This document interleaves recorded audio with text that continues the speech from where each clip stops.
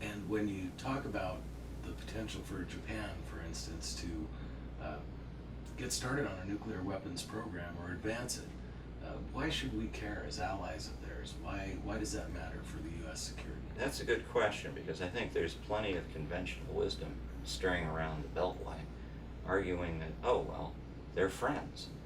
If they have the capacity to make nuclear weapons, it might deter or frighten China and North Korea, and that's good. It reduces our requirements for defending them, and that we like saving money. I think the problem with that line of argument is it's A, speculative, and B, potentially dead wrong.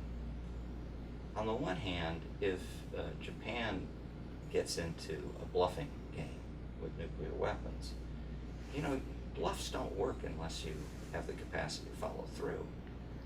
And at some point, they just might. If that was to happen, what the Chinese might do is hard to know, but it certainly is not going to be nothing. And in particular, they could ramp up their capacity to make weapons quite significantly. So there's that concern. South Korea is not about, moreover, to watch Japan get a strategic capability without them following suit. And they've been pressing the United States for permission to do the exact same things that Japan does, which is enrich uranium, potentially, if it wanted to weapons grade, and to separate plutonium from spent fuel that's good for nuclear explosives. So the problem then would be new and different in another way. If South Korea and Japan went their own way with their missile and nuclear efforts, they wouldn't need the United States as much. More important, they might very well get into some kind of fracas, possibly with North Korea, that could expand and draw China in, and maybe even the United States. But the long and short of it is, friends don't let friends get nuclear weapons unless they want to potentially lose their friends.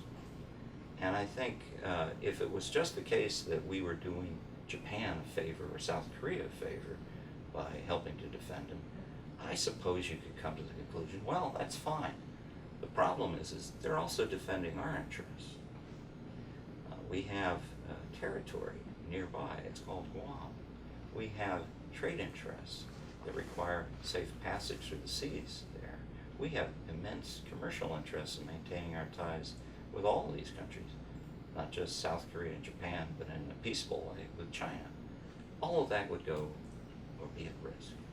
So it's a little complicated. It's a three-part or four-part argument, but it's one that matters a lot, and I frankly think it does not get enough attention.